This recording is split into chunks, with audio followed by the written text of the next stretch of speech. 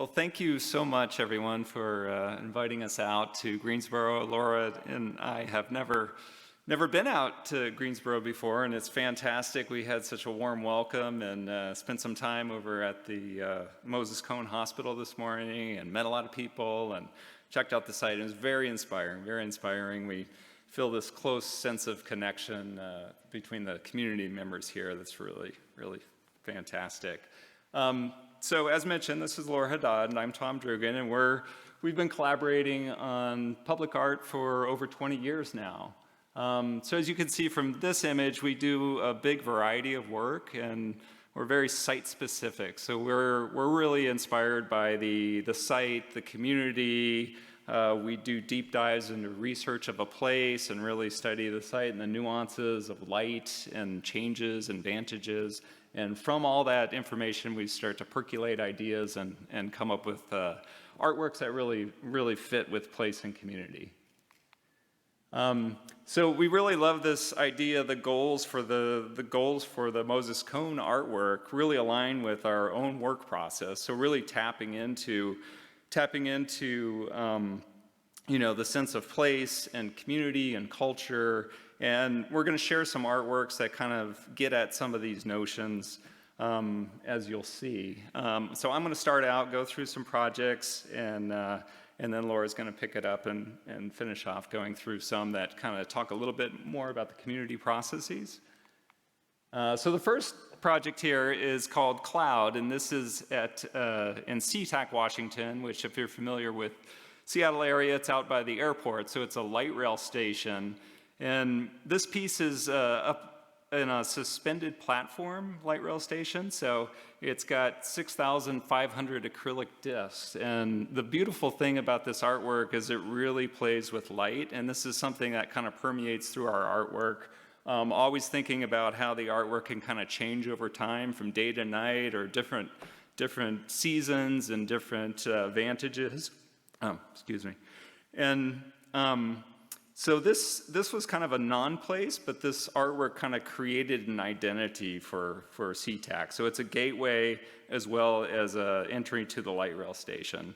When you're up on the platform, you're under and you're almost immersed in this artwork. So all these discs, these colored discs, as they change with the changing light conditions, they also are wind activated, so you can kind of register, from subtle breezes. They're kind of dancing around in a really nice way, and then as the wind picks up, they flutter and more furiously. So it's pretty amazing project.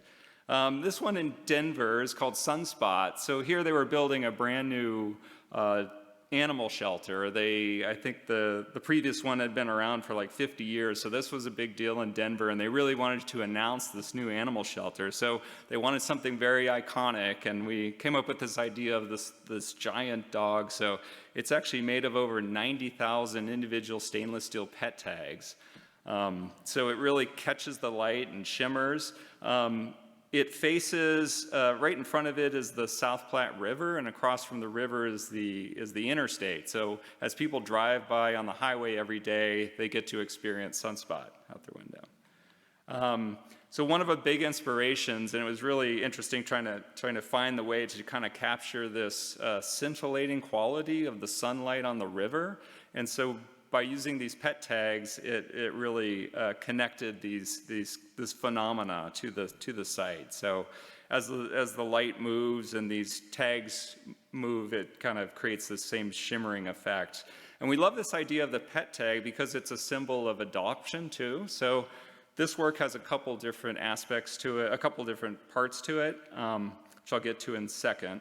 But another thing to mention about the artwork here, as well as a lot of our artwork, is we like to think about the artwork during the day and the changes during the day, but also at night. So we incorporate lighting and color changing lighting into the artwork. Here we were really enamored with the Colorado sunsets, so we took that kind of palette of sunset color change and we projected it onto the dog. So it goes through this beautiful change of color deep into the night.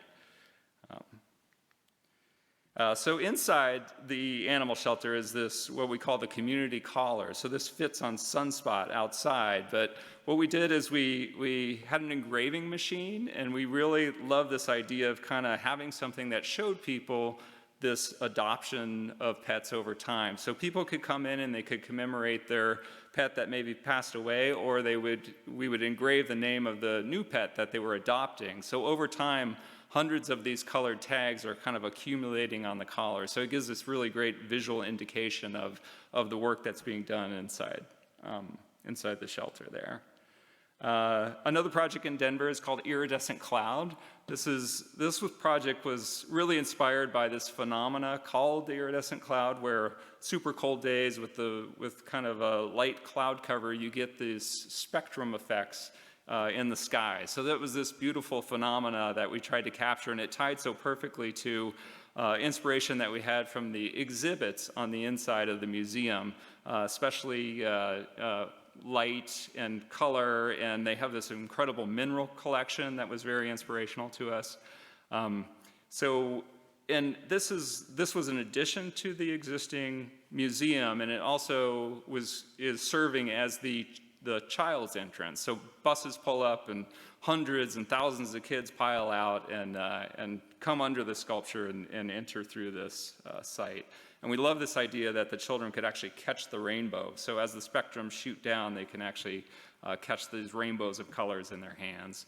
So here's another shot. You can kind of see how the light over on the left image kind of can catch these different colors and shimmer. And the Science Museum sits in the big park of Denver, and there's a seating area kind of that terraces into the landscape here, and it becomes a great gathering spot. People come out and hang out there and have lunch.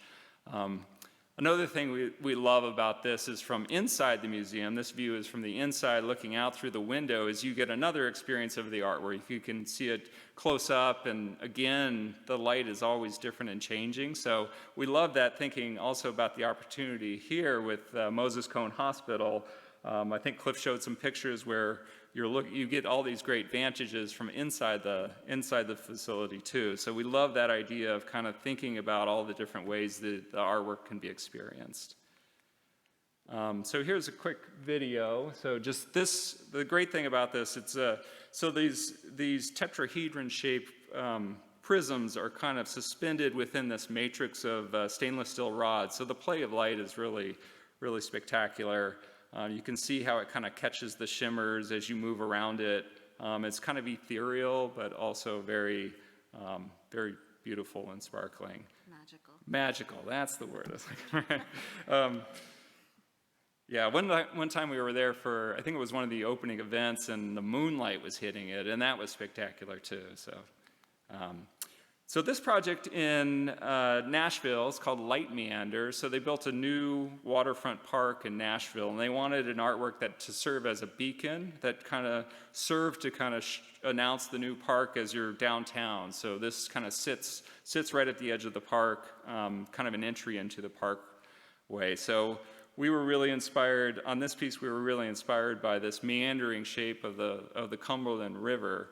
And we loved how the city was re-embracing the river, which it had, even though it was a river town historically, it had really had lost its connection, and now this new waterfront park was reconnecting people to the river. So it has integrated lighting effects that kind of start on the position where Nashville sits along the river there. So, and the light kind of flows up the sculpture. It's multi-sided, multifaceted. On the river side, we use this mirror stainless steel, and you get these amazing funhouse effects where, distorted views, but it actually brings the sky down into the piece. So there's this very interactive quality to it. On the front side, we used Ipe wood slats to kind of swoop up and create a bench, and then underneath we had these stainless steel guitar picks that almost were like the Sunspot thing, but they have a kind of musical quality when the wind is blowing through there. And so the lighting effects are really spectacular. They're really inspired by the way the river color changes with the seasons. It was really pretty fascinating to see this. And so this piece, the lighting is kind of always flowing up. And then we program it with these different color changes by season, but then also we've tied in some special Nashville events to it and other holidays too, to really connect the people to the piece. And here's a close-up of these rods as the light's moving through them. So they're almost like neon tubes the way it works, lit from both ends with LEDs.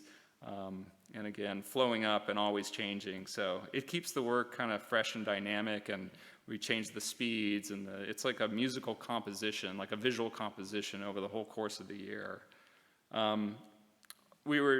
For this project, also in Denver, was out at, it's kind of near the airport. It's called Luminous Wind. So this was an interesting new community that was being built. So it's kind of a merging of technology and sustainability. So they're calling it a great city. So it's like this next city, great city idea. And this is a light rail station that was kind of the first thing to come out there. And so this piece sits in the plaza of the light rail, and then the community will connect to the light rail as it's being built right now. So it uses 1,000 of these acrylic rods, each one with an internal LED light, and we run graphics through them, motion graphics through them. So it's always kind of spectacularly changing and moving about. Lots of inspirations on this one. It's near the airport. We were, and being part of this next community, looking at utopian ideas, science, technology, the wind flows. It's also this windy site, and these grasses kind of bend in the wind, and so we were picking up on that aspect too in the piece. So here, with a lot of our work, so we get these ideas and we start to develop them, and we go through a lot of research and development process. So these rods, we were playing with shape, and each one is kind of spring-loaded, so it can bend in the high winds, and so there's kind of this motion that goes on. And also some of the programming, we have the wind. As the wind picks up, the speed of the graphics at night, the color changes will speed up too. So it kind of gives you a visual indicator of the wind outside as you're looking at the sculpture. And we love these beveled things that we were starting to do to kind of, for the wind activation, also have this beautiful light quality. So you can see during the day it creates this kind of halo effect around the piece. And then as the sun begins to go down, then the LED lights on and it starts to glow. And then, so with the programming, sometimes it's very active, it's windy and it's active, or it's a special occasion or something. And then sometimes we do this, very subdued, slowly changing kind of lighting effects like here. And we were thinking of showing this just because we thought about, this opportunity here at the hospital, how the artwork can kind of respond to people and be this, calming, beautiful sort of meditative kind of experience for both people who are staying in the hospital, people who are working there, the night shift, because it is such an emotionally charged kind of place. And interesting, like, as someone said this morning, it's like, because you have the women and children's, you have children being born, babies being born on one side, and then you also have people that are having heart issues on the other, and so you're kind of connecting, this full range of life at the site. Sorry, I go too long. Hi everyone, I'm Laura. So I'm going to talk about a few more projects. And with a focus on the community engagement aspects. So in Toledo, we had an opportunity to create a gateway into the city, into the downtown that was a sculpture, but also a landscape.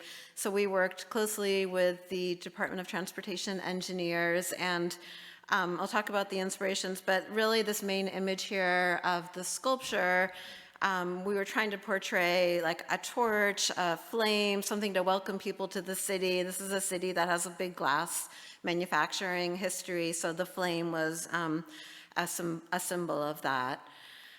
So we did a lot of research and honed in on a few different inspirations through sharing our research with the community. We had several public meetings, much like this one, and the history that really rose to the top were their manufacturing of bottles and cut glass and bicycle spokes. They have a phenomenal glass collection. So the Amberina glass was really just spectacularly beautiful. So we took these inspirations and created this landscape model where we're using the spokes, which are actually train rails, to create a kind of a spinning landscape that had a sense of motion. The site used to be a train yard, people drive around it, and we're trying to capture that motion. So some of the details of the project also include some of these inspirations. So this is another cut glass pattern with the spokes in the concrete walls. And then here you can see that wall in its in the context of the rest of the piece. The train rails give us some kind of like landscape beds that have the Amberina plantings in them. So on the left is the vehicular entrance. People see the art from the road, and then on the right is a pedestrian paver area that you can get up close and experience the art. So these people here give you a sense of the scale. At the base, we have glass cullet paving, which goes from yellow to red, like the Amberina. So I think, similar to what Cliff was saying, we were imagining that the piece at Moses Cone would be primarily viewed from, inside the hospital, approaching it, but there will be these moments that people will want to go up and have a different experience. And so if they do, they would have, hopefully this sort of aha moment, a little surprise getting there. So this is looking up into the columns, and the matrix at the top is made of stainless steel with cast glass pieces of icons of things manufactured in Toledo. So we have the Toledo scale, Jeeps, bottles, and spark plugs. And they're positioned on the ends of these rods almost like they were being blown through wands, glass blowing wands. Up in Calgary, we worked for several years on 2 sculptures, and this was part of a gigantic recreation facility. So the first piece is called Flock, and this is located next to a wetland. So through our conversations with the community, we really gleaned that people lived up there because they loved being close to the natural environment. This is at the northwest edge of the city, and there's a lot of open land. So we wanted the art to reflect the natural world. So we have 102 wind vanes on 42 poles here that are positioned like geese flying south. So the wind vanes are painted with markings on one side and with mirror finished stainless steel on the other side of the wings. And then their beaks are prisms, so similar to the ones we used at the iridescent cloud. So these vanes move, are very active in high winds, and at the low light, such as shown here, with the sunlight hitting the vanes, it's just this motion of light and color, and it's very, I think it's another magical art experience. So then this is the view from inside the artwork, looking at the vanes and this V pointing south with the mirror finish. And then we position the wind vanes so that on the winter solstice, they would frame the sun at noon. So on this particular solstice, a couple came out and were inspired to dance to the sun at this special moment. So we did quite a bit of community engagement. We went to, public meetings, harvest festivals. We had surveys, and we like to incorporate creative activities when we can. So in this case, there was this incredible hillside, and so we asked people to describe what a mythical creature might look like or be like if it was to be discovered here. So we got a lot of interesting responses, and the piece we ended up with, I think, really kind of channeled quite a bit of what we heard. We also asked people if the site was a movie, what would its title be, and someone wrote, "The Hills Are Alive." And so we're trying to really capture that essence in this piece, which is 2 sculptural horns that are inspired by the vegetation and clouds, nests, lots of kind of natural qualities of the site. So now jumping to something completely different, in San Francisco, a much more urban site, we had the opportunity to create a mural on a grain elevator that is 187 feet tall. So we began this process with a community outreach, and we ended up with icons that were telling stories of the place. The Bayview Hunters Point neighborhood is a place that has had a lot of environmental and social injustices over time. So we really wanted to tell their stories and kind of uplift them. So the images we ended up with are a heron and shorebirds, water, balloons, things that are rising, and then grounding it is a cow, which represents the steer and actually the slaughterhouse that was once on this site. So to kind of get at these images, we brought a map with icons that we had gleaned in our research, and it just kind of sparked stories that people would tell. And we had our pet tag engraver from the animal shelter, so we also engraved tags with words that we found in our research, and we asked people to select a tag that was meaningful to them. And the word rise is one that was very popular, so we ended up calling the piece Bayview Rise. Okay, the story that Tom wanted. So Essie Webb is the woman in the center here at the microphone, much like this one, and she was a community activist who likened the neighborhood to a balloon that was deflated and waiting to rise, and it was so poetic. We just basically dedicated the artwork to her and her words. The last project we wanted to share is just something we're doing in Greenville, North Carolina. We were brought on to come up with an art plan for the downtown area as part of the North Carolina Arts Council's Smart Community Initiative. So we have been working with a resource team of private developers, the city, the county, the university, community people, cultural practitioners. It's a huge group, and we don't have time to go into the projects, but this is a big, long project that has a lot of facets. But we did do quite a bit of engagement. The upper left image is our resource team meeting. We had many like this. We had one event at a community festival where we asked people, we had a kind of quantitative survey, but also this more qualitative exercise where we asked people to write down, their visions for art in downtown Greenville, and write them on these strips of paper, and we hung them from a hammock. Hammocks are made there, so it was kind of a temporary art installation. So this brings us to just a few thoughts about Greensboro. When we started looking into this place, one of the first things we saw was the visitor guide, and we were immediately struck by the G in Greensboro having a heart in it. And it just really indicated this community of caring, and it's really been shown throughout the day. The things that we saw at the hospital really magnified that. So we really like this idea of a heart as a conceptual starting point. We don't really picture a literal heart out there, but we love this idea of creating an artwork that connects the science of medicine with the emotion of medicine.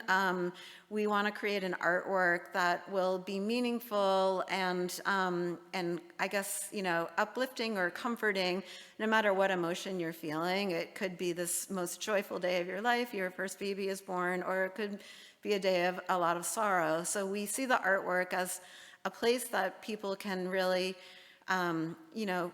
just have this little memory or this meditative moment, no matter what's happening that day. So just one of the things we saw are the chalk drawings people had drawn on the concrete columns at the entry, which really indicated how meaningful this place is. The heroes who work there, just like the love that is there is very special. And then a few images that we found in our research of the old women's hospital. This man was having, he was there for his own heart issues while his wife was having a baby. And so this new facility brings these two functions together. And so is there, a way that art can represent these two heart beats of life. And then another image of these women with babies, and we just love this sort of multi-generational care and this history of women taking care of women. And then the diversity of the place. The diversity of Greensboro seems like it's well represented in the hospital. It's a place that everyone goes to. You know, everyone has babies. A lot of people have heart issues, and it's all what we heard today is, I mean, it affects people of all, you know, races, all economic levels. So the hospital is kind of an equalizer, and it's a way to bring the community together. So this is a magnification of denim, and we promise we're not doing anything with like jeans or weaving or mills, but we did really love this image and this interweaving of the community kind of metaphorically. We saw this image today of an artwork made up of lots of little artworks that the community had made, and we really like this idea of like this accumulation of the community through art, similar to the handprints here. So we wanted to just end with this last image, just an idea for community engagement, similar to what we did in Greenville. We were just thinking of just symbols of care in the hospital, and so this kind of bouquet of heart balloons. We started to think, well, if we had an installation of balloons similar to the gold ones on the right, and asked people to just kind of write down some thoughts and words that are meaningful, and we would have them attach them to the ribbons. It would be a way for us to get a better understanding of what's meaningful to people, but as you know, you're in their hanging years, you see what other people have written, and it's kind of a way to bring the community together. So that's the end of our presentation. Thank you.